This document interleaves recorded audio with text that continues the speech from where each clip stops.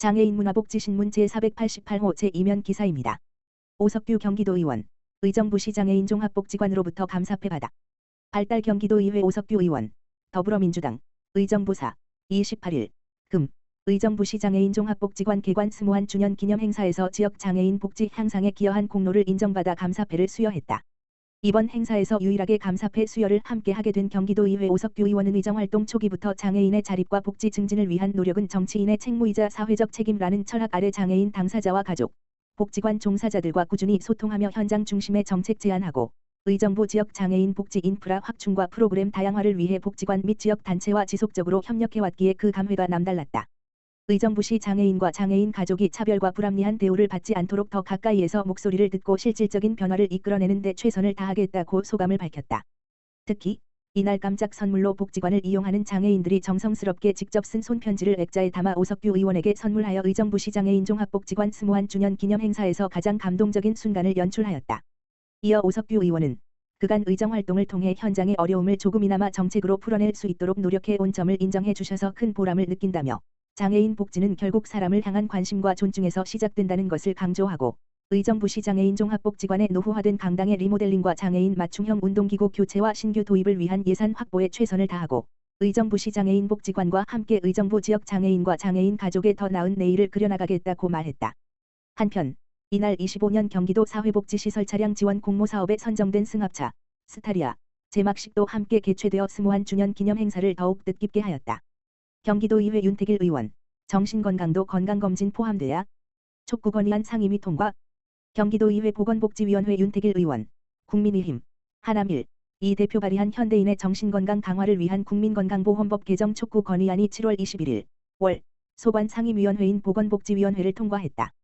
해당 건의안은 오는 7월 23일 수 제385회 정례회 본회의에서 최종 의결될 예정이다.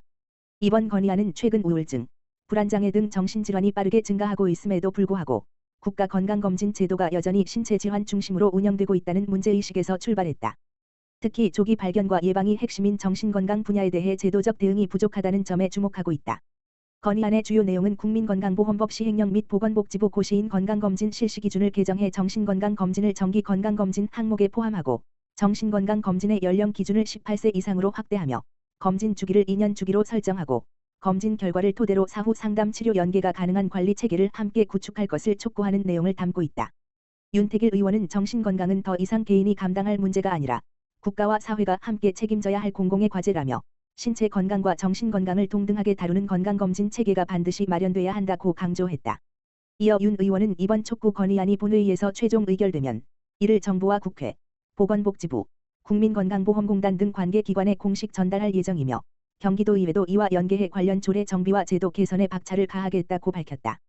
곽미숙 도의원, 2025 고양특례시장배 파라 유소년 어울림 아이스하키대회 참석. 경기도의회 곽미숙 의원, 국민의힘, 고양 6, 은 지난 7월 18일, 금, 물결표 사인 20일, 1, 고양 어울림놀이 얼음마루 빙상장에서 열린 2025제 1회 고양특례시장배 파라 유소년 어울림 아이스하키대회 개막식과 폐막식에 참석해 선수단을 격려하고 관계자들의 노고에 감사를 전했다. 이번 대회는 고양시 장애인체육회가 주최하고 대한장애인 아이스하키협회와 고양시 장애인 아이스하키협회가 공동 주관한 행사로 파라, 장애인 및 유소년 선수들이 함께 참여하는 통합형 스포츠 프로그램으로 마련되었다. 특히 고양시에서 처음 개최된 특례시장배 아이스하키 대회로 지역 체육 활성화와 생활체육의 외연 확대라는 점에서 의미를 더했다. 곽미숙 의원은 평소 문화체육관광 분야에 깊은 관심을 가지고 의정활동을 펼쳐왔으며 이번 대회 현장에서도 체육인들의 건의사항을 청취하고 장애인 체육과 유소년 체육의 지속적인 지원 방안을 검토했다. 경기도의 문화체육 환경 개선과 지역 균형 발전에도 중점을 두고 경기도의회 차원에서 도내 체육 기반 시설 확충, 지역 밀착형 체육 프로그램 확대, 문화체육 복합 인프라 조성 등에 대한 입법적 정책적 지원을 지속해 나갈 계획이다. 곽미숙 의원은 또한 체육 분야가 도민 삶의 질 향상과 공동체 활성화에 기여하는 만큼 지역 주민들이 일상 속에서 스포츠를 쉽게 접하고 즐길 수 있는 여건 마련에 집중하겠다고 밝혔다. 과기정통부, 베리어 프리 키오스크 기술 기준 관련 규제 완화를 위한 고시 개정 추진. 과학기술정보통신부, 장관 배경훈, 이하 과기정통부는 2025년 7월 17일, 목, 중소 무인정보 단말기, 키오스크, 제조사의 부담을 완화하고 전 국민이 쉽고 편하게 무인정보 단말기, 키오스크를 사용할 수 있도록 장애인 고령자 등의 정보 접근 및 이용 편의 증진을 위한 고시, 이하 고시, 일부 개정안을 마련해 행정예고한다고 밝혔다.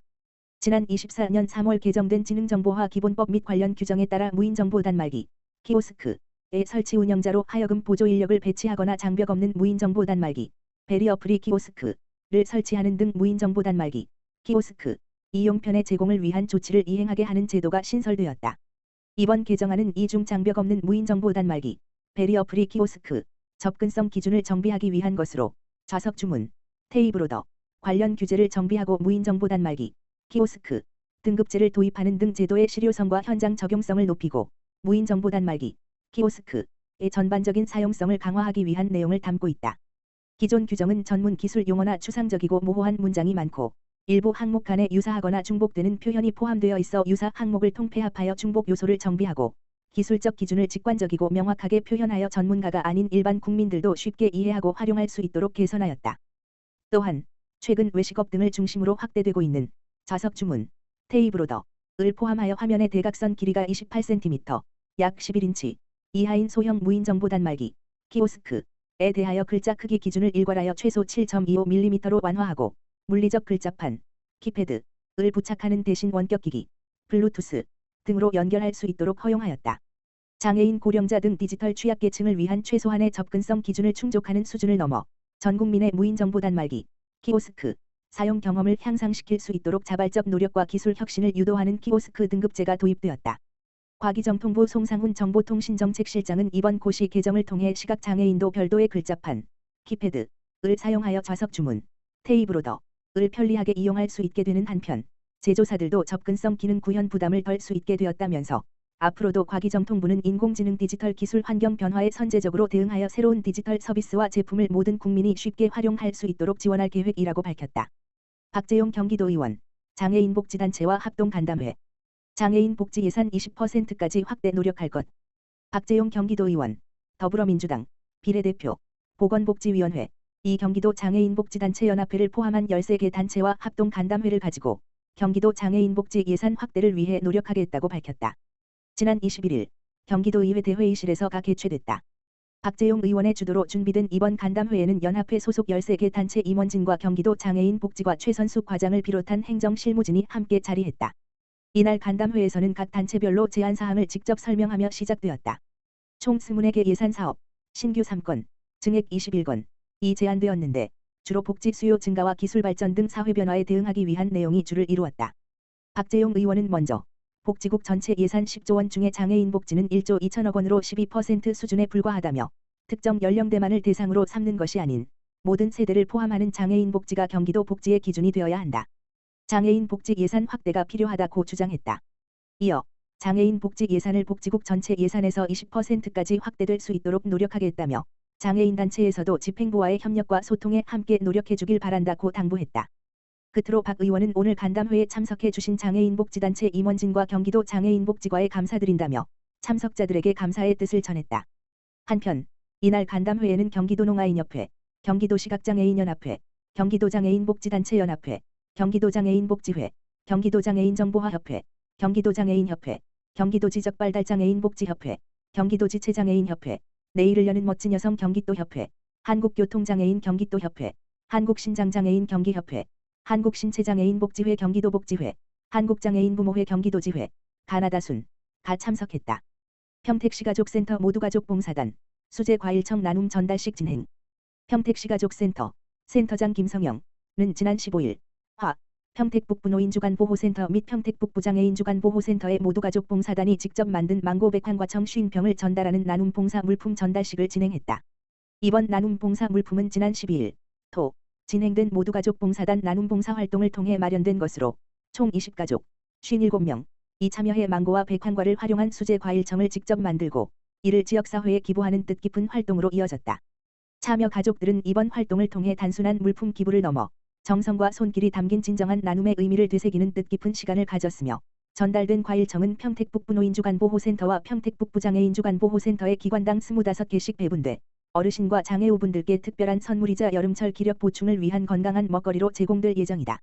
평택시가족센터 김성영 센터장은 지역사회에서 꾸준히 선한 영향력을 실천하고 있는 모두가족봉사단 참여가족분들께 깊이 감사드리며 가족이 함께한 따뜻한 손길이 어르신들과 장애우분들께 전해져 무더위를 이겨내는 데 조금이나마 도움이 되길 바란다라고 밝혔다. 평택시 가족센터는 앞으로도 가족이 함께하는 정기 봉사활동, 소양교육, 나눔봉사, 워크샵 캠페인 등의 다양한 활동을 지속적으로 운영해 가족 중심의 나눔 문화 확산과 공동체 의식 함양에 기여해 나갈 예정이다.